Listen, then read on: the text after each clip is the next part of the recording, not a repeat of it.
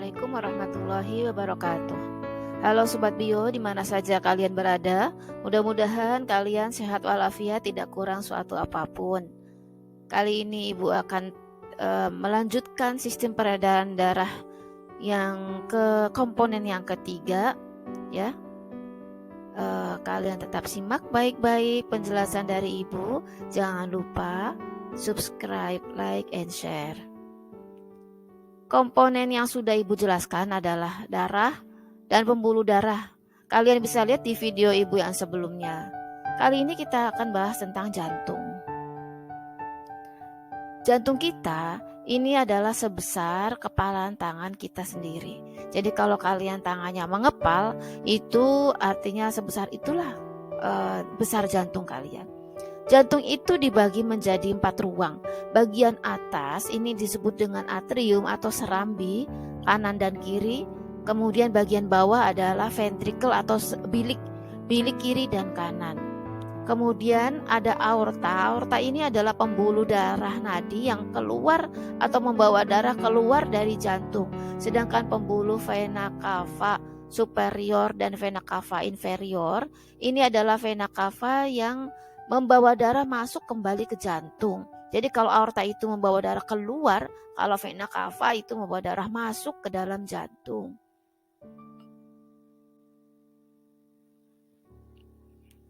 Jantung mempunyai 4 ruang yang terbagi sempurna dan terbungkus oleh perikardia.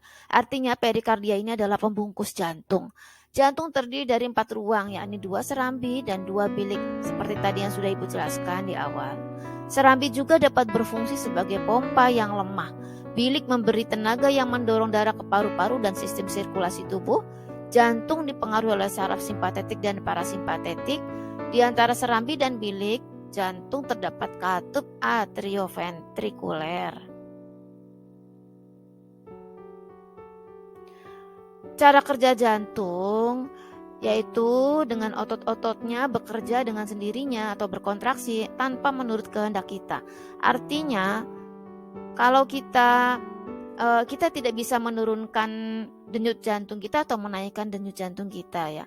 Manusia normal biasanya berdenyut atau berkontraksi 72 kali setiap menit dan memompa darah 60 cm kubik. Siklus jantung terdiri dari periode relaksasi yang dinamakan diastol, periode kontraksi yang dinamakan sistol.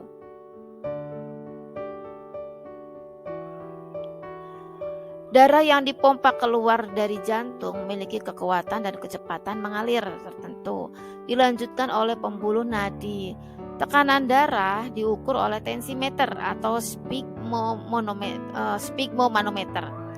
Orang dewasa yang sehat sistolnya adalah sebesar 120 mmHg dan diastolnya adalah 80 mmHg.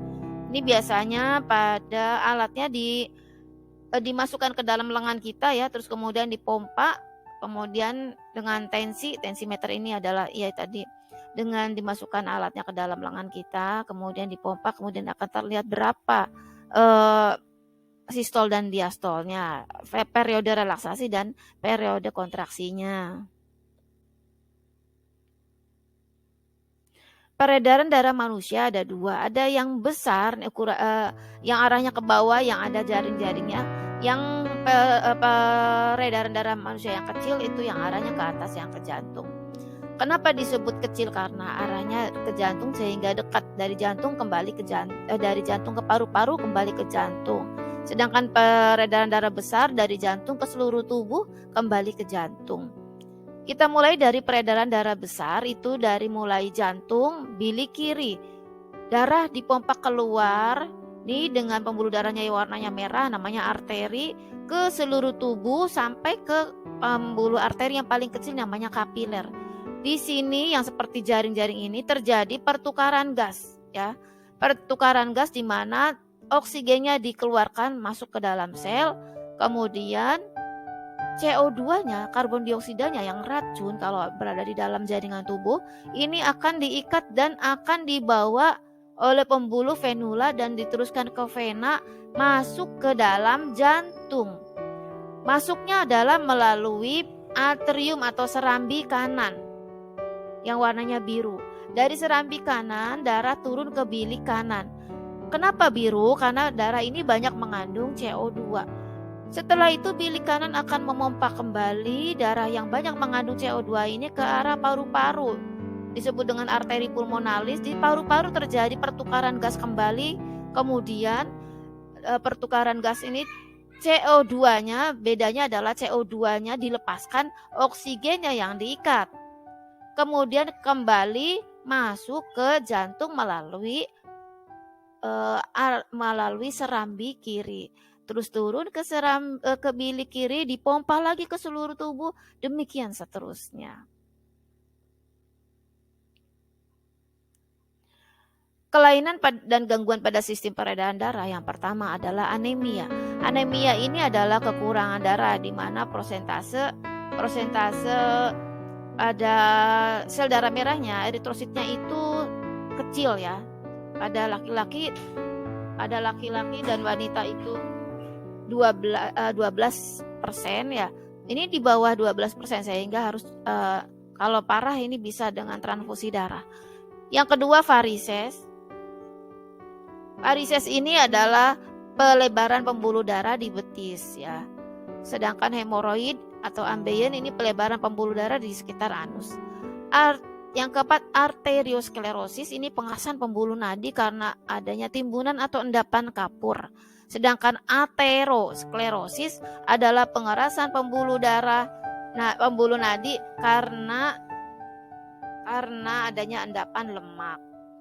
Ya, bedanya nomor 4 dengan 5 ini arterio dengan atero ya. Kalau arterio endapan kapur, kalau atero endapan lemak. Berikutnya adalah embolus. Embolus ini adalah tersumbatnya pembuluh darah karena benda yang bergerak ya. Trombus ialah tersumbatnya pembuluh darah juga. Terus leukemia ini adalah kanker darah di mana sel darah putihnya itu memakan sel darah merah ya. Menjadikan sel darah merah sebagai ini yang yang harus dia hancurkan gitu ya, sel darah merah, padahal itu sel darah merahnya sendiri. Yang ke-10 penyakit kuning, kemudian ada penyakit jantung koroner dan ada talasemia. Ada teknologi pada sistem peredaran, ada namanya ekokardiografi atau EKG. Merupakan suatu teknik untuk mengetahui struktur internal dan gerakan jantung serta pembuluh darah yang besar tanpa memasukkan alat ke dalam tubuh pasien dengan caranya gelombang ultrasonik. Nah, ini adalah teknologi pada sistem peredaran darah, yaitu angioplasti dilakukan untuk membuka aliran darah pada pembuluh darah yang tersumbat oleh plak atau timbunan lemak. Nah, ini ada timbunan lemak, kemudian yang gambar yang pertama ini ada timbunan lemaknya sampai hampir menutupi pembuluh darah ya. Kemudian diberikan alat, dimasukkan dalam alat sehingga kemudian lemak-lemaknya ini bisa lepas ya. Setelah itu alatnya dikeluarkan kembali. Berikutnya adalah operasi bypass jantung dilakukan terhadap pasien yang menderita penyumbatan pembuluh darah arteri jantung. Masih teknologi pada sistem peredaran darah, ada pemindaian dengan bahan radioaktif. Ini merupakan cara yang aman untuk mendeteksi penyakit jantung, di mana pasien disuntik dengan bahan radioaktif yang tidak berbahaya, kemudian diperiksa dengan detektor sinar gamma. Nah, inilah Sobat Bio yang dapat Ibu sampaikan mengenai jantung kita. Kalian rawat baik-baik jantung kita ya. Kalian berolahraga teratur supaya jantung kita sehat ya. Terus istirahat juga yang teratur. Mudah-mudahan kalian selalu fit dan selalu sehat ya. Demikian saja Ibu akhiri. Assalamualaikum warahmatullahi wabarakatuh.